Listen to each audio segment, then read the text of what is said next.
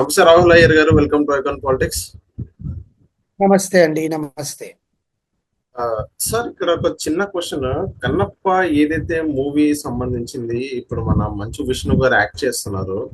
So ఆ movie మీద భారీ బడ్జెట్ పెట్టడం జరిగింది. ఆ మూవీ పైన ఎక్కువ ఎక్స్పెక్టేషన్స్ పెట్టడం జరిగింది. ఈవెన్ ఏదైతే హైప్ ఒకటి ఏదైతే క్రియేట్ చేస్తున్నారో గత 1 ఇయర్ నుంచి మనం అనుకుందాము, బీభత్సమైన హైప్ అనేది మనం ప్రజల్లో ఆ, రేకెత్తిస్తున్నారు.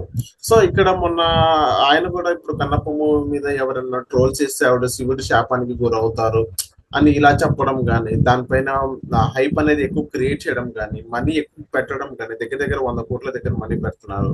మంచి మంచి యాక్టర్స్ ఉన్నారు, ప్రభాస్ గారు కానివ్వండి, ఆ, చాలా మంది మంచి మంచి యాక్టర్స్ ఉన్నారు. సో ఇంతలా హైప్ పెట్టుతున్నారు కదా, ఆ మూవీ ఎంతవరకు సక్సెస్ అవుతుందో మనం అనుకోవచ్చు. చాలా మూవీస్ ఇంత హైప్ పెట్టిని చాలా ఫ్లాప్ అండ్ డిజాస్టర్స్ గా ఉన్నాయి కూడా మనం చూసాం. ఈ మూవీ సంగతి వచ్చినట్లయితే అవును. మీరేం చెప్తారు సార్? ప్రమోషన్ కి ఇంత పెట్టడం అవసరం అంటారా? యాజ్ ఎ ప్రొడ్యూసర్ గా మీరు ఒక మాట చెప్పండి. సి కన్నప్ప అనేది ఒక భక్తి రస చిత్రం. మనం ఆల్రెడీ బాపు గారి డైరెక్షన్ లో కృష్ణరాజు గారు, వాణిశ్రీ గారు చేశారు. దీన్ని అత్యద్భుతంగా తెరకెక్కించారు దివంగత మన బాపు గారు. సో కృష్ణరాజు గారు కూడా అత్యద్భుతంగానే దీంట్లో యాక్ట్ చేశారు. ఆయనలో కూడా ఒక భక్తి రసం అనేది ఉంది అని దాంట్లో మనకు బాగా తెలిసి వచ్చింది. ఇప్పటికీ కన్నప్ప అంటే కృష్ణరాజు గారు అనే గుర్తుపెట్టుకుంటారు మనం, ఆయన చేసిన యాక్షన్. అలాంటి ఒక సబ్జెక్ట్ ని తీసుకొని విష్ణువర్ధన్ బాబు గారు తన ఓన్ ప్రొడక్షన్ లో 110 కోట్ల నుంచి 200 కోట్ల లోపల ఉండే బడ్జెట్లలో కాస్ట్ అంతా తీసుకొని వెళ్ళి వివిధ దేశాలలో తను చిత్రీకరించి తీసుకొచ్చి ప్రేక్షకుల ముందుకి ప్రజెంట్ చేయాలనుకుంటున్నాడు. దీంట్లో మంచి ఉద్దేశం అయితే ఏమంటే, కాళహస్తీశ్వర మహోత్సవంలో ఉండే కన్నప్ప ప్రజలకి తెలియాలి. చిన్నపిల్లలకి అసలు కాళహస్తి అంటే ఏంటి, ఆ మహత్యం అంటే ఏంటి, కన్నప్ప అనే భక్తుడు ఎలా శివుడి భక్తుడు అయ్యాడు, అసలు దేవుడు అంటే నమ్మకం లేని ఒక వ్యక్తి శివుణ్ణి ఎలా ఆరాధించాడు, ఆ శివుడి కోసం తన కళ్ళని ఎందుకు దానం చేశాడు అనేది స్టోరీ. అది అందరికీ తెలిసిన స్టోరీ. కానీ వీళ్ళు ఏం చెప్పారంటే, మూలాలని ఆధారంగా తీసుకొని కన్నప్పకి ఇంకా తెలిసిన విషయాలు మేము చూపించాలనుకుంటున్నాము అని చెప్పారు. సినిమాకి ప్రమోషన్స్ అనేవి చాలా ఇంపార్టెంట్ అండి. ఇప్పుడు ఉండే దాంట్లో పబ్లిక్ కి మన దగ్గరికి వెళ్ళాలి, పబ్లిక్ కి తెలియాలి వాట్ వీఆర్ టేకింగ్ అనేది. దీంట్లో ఆర్టిస్టులు కానీ శృతి మించిన ప్రమోషన్స్ అనేవి మనం ఈ మధ్య చాలా సినిమాలకి చూసాము. అవి వాళ్ళు ఎంత ఎక్సైటెడ్ గా సినిమా గురించి ప్రమోట్ చేసుకున్నారో, సినిమాలో అంత కథా బలం లేకుండా సినిమా అనేది, నటీనటుల యాక్టింగ్ కాదు, కథా బలం లేకుండా సినిమా అనేది మనం ఫ్లాప్ దశగా చూసాం మనం.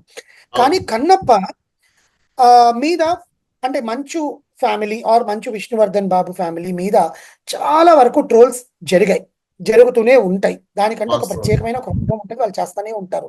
వాళ్ళ మీద విష్ణువర్ధన్ బాబు చాలా యాక్షన్లు తీసుకున్నా కూడా చేస్తానే ఉంటారు వాళ్ళు. ఇక్కడ ఏంటంటే, ఇప్పుడు మంచు ఫ్యామిలీలో మోహన్ బాబు గారు, లక్ష్మి గారు, మనోజ్ గారు, వీళ్ళ ముగ్గురు ఫేసెస్ సినిమాటిక్ మెటీరియల్ గా ఉంటాయి. నేను ఇదే మాట చాలా ఇంటర్వ్యూలో చెప్పాను, ఇప్పుడు కూడా చెప్తున్నాను. విష్ణువర్ధన్ బాబు గారిది సినిమాటిక్ మెటీరియల్ ఫేస్ ఉండదు.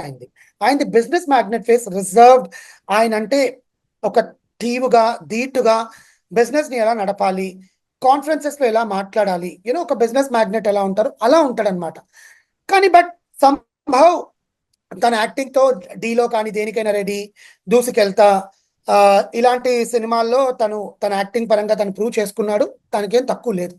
బట్ ఆయన ఫేస్ లో కన్నప్ప పలుకుతాడా లేదా అనేది first challenge.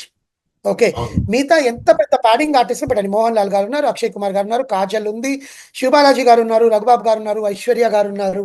There are so many actors. Prabhas of course, okay, రుద్రుడిగా చేస్తున్నారు. మోహన్ బాబు గారు కూడా ఉన్నారు దీంట్లో, మహాదేవర్షిగా చేస్తున్నారు ఆయన. సో ఇలా ఇంతమంది, బ్రహ్మానందం గారు ఉన్నారు దీంట్లో. They have mention most of the padding ఆర్టిస్ట్లు అనమాట. అంటే ఆ సినిమాకి అవసరం కాబట్టి పెట్టుకున్నారు, ఏదో అని కాదు. కానీ వీళ్ళందరి నటన గురించి అందరికీ తెలిసిందే. కానీ విష్ణువర్ధన్ బాబు గారి మీద ట్రోల్స్ వచ్చేదే ఆయన నటన గురించి. యూనో, ద ఫేషియల్ ఎక్స్ప్రెషన్స్ పలకవు అని. అది నేను చెప్పేది కాదు, చాలా మంది చెప్పేది అది. ఓకే, ఇక్కడ ఆయన నేను తప్పు పట్టట్లేదు, because somehow he can pull off the character. కానీ సినిమా టీజర్ 1, టీజర్ 2 రిలీజ్ అయ్యాక దాంట్లో టెక్నికాలిటీస్ అనేవి కొన్ని నేను గమనించింది చెప్తున్నాను. యాజ్ ఎ ప్రొడ్యూసర్, వెన్ ఎడిటింగ్కి వెళ్ళేటప్పుడు ఆయన అంత డబ్బు పెట్టి న్యూజిలాండ్కి వెళ్ళి షూట్ చేయాల్సిన పని లేకుండా ఇక్కడే ఒక అందమైన గూడెం సెట్ వేసుకుని అందంగా ఇక్కడే చేసి ఉండొచ్చు. ఎందుకంటే అది మన నేటివిటీకి దగ్గర ఉంటుంది. కన్నప్ప మనవాడు, తెలుగువాడు మనకు దగ్గర అవ్వాలి. మీరు ఆ విదేశాలకు వెళ్ళి షూట్ చేయడం వల్ల జనాలకి ఆ లొకేషన్స్ మీకు అందంగా కనిపిస్తాయేమో, కానీ మీరు చెప్పాలనుకున్న థీమ్ దగ్గర అవుతుందా లేదా? ఓకే. మీకు ఫస్ట్ సాంగ్ శివ శివ శంకర్ అనే సాంగ్ రిలీజ్ చేశారండి. చాలా సూదింగ్ గా ఉంది, ఇయర్స్ కి వినడానికి బాగుంది, కన్నుల పండగగా ఉంది. కానీ శివుడి కోసం ఒక పువ్వు తేయడానికి ఒక క్యానోపీస్ దగ్గరికి వెళ్ళి దాని పైకెక్కి ఆయన పువ్వు తేయాలనుకుంటాడు. ఆ విజువల్ వండర్స్ ని జనాలు చూస్తారు, కానీ కన్నప్ప ఆంతర్యాన్ని తను చూడలేరు కదా. అవును. కన్నప్ప ఫీల్ అవుతున్నాడు, శివుడికి నేను పువ్వు పెట్టాలి, అక్కడ ఎక్కడో ఉంది, ఏ పువ్వు పెట్టాలో తెలియదు, ఏ పండ్లు పెట్టాలో తెలియదు, ఎలా పూజ చేయాలో నాకు తెలియదు, నేను గన్నేరు పువ్వు పెడతాను, దానిమ్మ పువ్వు పెడతాను, జామ పువ్వు పెడతాను, ఏదో ఒక పువ్వు, జామాకు పెడతాను, ఏదో ఒకటి పెట్టుకుంటాను, నేను నాకు తెలిసిన భక్తి అదే అని ఆయన చెప్పే తరుణంలో ఆయన భక్తి జనాలకి దగ్గర అవ్వాలి. అప్పుడే కదా మనకు కన్నీళ్ళు వస్తాయి. అవును. ఇప్పుడు మన పూజ అంటూ తెలియని వాడు దేవుడి దగ్గరికి వెళ్ళి చేతులెత్తి దండం పెట్టి, అయ్యా నాకేం తెలియదు, నేను ఏదో ఒకటి, ఏ దేవుడైనా కానివ్వండి, ఇర్రెస్పెక్ట్ ఆఫ్ కమ్యూనిటీ, ఇర్రెస్పెక్ట్ ఆఫ్ రిలీజియన్, మనం వెళ్ళి ఇప్పుడు దర్గా మస్జిద్కి వెళ్ళి చేతులు ఇలా పెట్టి జోడించాలన్నా కూడా ఏం జోడించాలో కూడా మనకు తెలియాలి. అది తెలియనప్పుడు మన విధంగా మన దేవుడు అంటే దేవుడు ఏ రకంగా అయినా సరే మనల్ని ఆదరిస్తాడు, even Jesus or Allah or Hindu, whatever this. కానీ ఇక్కడ ఆయన చూపించిన విధానంలో వెనకాలండే బ్యాక్గ్రౌండ్ అత్యద్భుతంగా ఉంటాయి. జనాల దృష్టి దాని మీదకి వెళ్తుంది. విష్ణువర్ధన్ బాబు గారు ఏం చేస్తున్నారు అనేది ఉండదు. అది నా point of view. Second thing, ఇందులో ఆ గూడెం అనే సెట్ ఒకటి వేశారు. అక్కడ ఒక అమ్మవారి దగ్గర వీళ్ళు పూజలు చేయడము, అక్కడ ఒక యుద్ధాన్ని ప్రకటించడము, ఏదో whatever the drama they are shown in the teaser. గూడెంలో ఒక 100 మంది జనాలు ఉండాలి, అక్కడ ఒక 50 మంది ఉన్నారు అనుకుందాం. ఈ పక్కన గ్యాప్ ఉంది, ఈ పక్కన గ్యాప్ ఉంది, వాళ్ళని మాత్రమే మనం చూడాల్సి వస్తే థియేటర్ 70mm స్క్రీన్ మీద ఆ గ్యాప్ కూడా కనిపిస్తుంది. జనాల డిస్ట్రాక్షన్ అటు వెళ్తుంది. ఏం జరుగుతోంది, ఏంటి వీళ్ళందరూ దగ్గర ఇంత గ్రూప్ లాగా చేరారు, ఇది గూడెమా లేకపోతే ఏంటి అనేది. You know these all things which is reflecting the success. Cinema చూసాక జనాలకి దగ్గర అవుతుంది అని నేను ఆశిస్తున్నాను. ఎందుకంటే అది దైవత్వం జరిగిన కథ, దేవుడికి సంబంధించింది, ఖచ్చితంగా జనాలు చూస్తారు. అది ఎవరికైనా కూడా ఆ భక్తి, ఒక భక్తుడు తన భక్తిని ఎలా చాటుకున్నాడు అనేది. ఇందులో క్యారెక్టర్స్ మోహన్ లాల్ గారిది కానీ, నెమలి క్యారెక్టర్ చేసిన అమ్మాయిది, కాజల్ అగర్వాల్ గారిది, అక్షయ్ కుమార్ గారు, ప్రభాస్ రుద్రుడిగా ఒక 30 minutes కనిపిస్తాడంట సినిమా మొత్తం మీద. అందులో మన మోహన్ బాబు గారు ఉన్నారు. ఆయన నటన గురించి చెప్పాల్సిన పనే లేదు. ఋషిగా ఆల్రెడీ మనకు శాకుంతలంలో ఆయన నటన కనబరిచాడు. అంతకుముందు చాలా పౌరాణిక చిత్రాలు, చాలా మైథలాజికల్ మూవీస్లో ఆయన నటించాడు. ఇలాంటి మైథలాజికల్ మూవీని మళ్ళీ విష్ణువర్ధన్ బాబు గారు ఎంత సక్సెస్ అవుతారు ఆయన ప్రమోషన్స్లో ఇవి చేయడము. ఇందులో ముఖ్యంగా రఘుబాబు గారు మన రిలీజ్ చేసిన ఒక మాట, ట్రోల్స్ చేస్తే శివుని ఆగ్రహానికి గురవుతారు అన్న మాట పరాకాష్ట వాళ్ళ ప్రమోషన్స్ కి అనొచ్చు నేను. బికాస్ చాలా మంది దాన్ని పాజిటివ్ గా తీసుకుంటారు, but I will be very neutral. Cinema బాగుంటే ఎవరైనా ఆదరిస్తారండి. మీ కష్టానికి ఫలితం ఉంది, దక్కాలని మేము కోరుకుంటాం. ఏ డైరెక్టర్ కానీ, ఏ ప్రొడ్యూసర్ కానీ, యాజ్ ఎ ప్రొడ్యూసర్ నేను నా డబ్బులు పోవాలి, నా డబ్బులు ఉన్నాయి కదా, ఏ కథ పడితే ఆ కథ తీసేస్తానని నేను తీయను కదా. డైరెక్టర్ కూడా ఏ కథ రాసుకున్నా కూడా ఆయన సక్సెస్ రావాలి, ఆయన పేరు నిలబడాలనే తీస్తాడు. ఓకే, బట్ ఈ డ్రామా ఏదైతే జనాలకి దగ్గర చేయాలనుకుంటున్నారో దాంట్లో ఇలాంటి మాటలు కొంచెం ఓవర్ హైప్డ్ ఉంటాయి. అవి ఒకవేళ అటు ఇటు అయితే మాత్రం ఇట్ విల్ రిఫ్లెక్ట్ దెమ్ అనమాట డైరెక్ట్లీ, యూనో. సో అలాంటివి మనం కొంచెం జాగ్రత్తగా ఉంచుకుంటే బాగుంటుంది. బికాస్ వాళ్ళంతా పెద్ద నటులు, వాళ్ళకి ఎలా మాట్లాడాలో మనకు చెప్పేంత వాళ్ళం కాదు.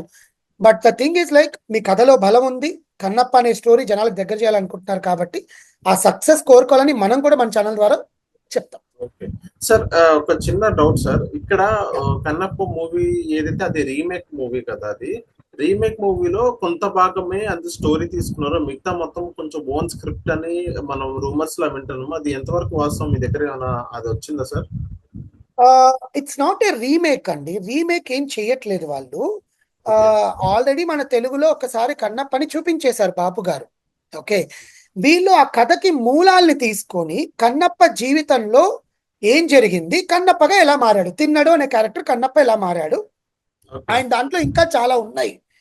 ఆయన ఆయన ఆయన ప్రేమ కథ, ఆయన పెళ్లి, లేకపోతే ఆయన ఫ్యామిలీ, అసలు అవతల పక్కన ఆయనని అడ్డుకునే ఆయన ఎంత ధీరుడు. కన్నప్ప అనేవాడు ఒక ధీరుడు, తిన్నడు, ఓకే, ఒక గూడెం, ఒక తెగ నుంచి వచ్చిన మనిషి. ఆయనకి శివుని భక్తి ఎలా వచ్చింది అనేది వీళ్ళు ఇంకో కొత్తగా చూపించాలనుకుంటున్నారు. కథని మార్చట్లేదండి. They are not changing any story line or any history or okay. Sorry ఏదైతే దైవత్వం ఉందో అది వాళ్ళు చేంజ్ చేయట్లేదు, ఆ మైథాలజీని చేంజ్ చేయట్లేదు. ఆ ఓకే. మిత్తుని అలాగే కంటిన్యూ చేస్తూ they are creating as good version of Kannappa. కానీ ఇందులో ఓకే. నేను చెప్పేది ఏంటంటే, మీరు అక్కడెక్కడికో వెళ్ళి తీసే బదులు ఇక్కడే తీసుంటే ఇంకా అందంగా వచ్చేది. జనాలకి ఆ దైవత్వం అనేది మనకు తెలిసేది అనమాట. So yes. ఆ దైవత్వం కనిపిస్తుందా లేదా అనేది ఏప్రిల్ 25 తారీఖు చూడాలి. So thank you thank Rahul Iyer గారు, మై పాయింట్ పాలిటిక్స్ వచ్చినందుకు. You so much.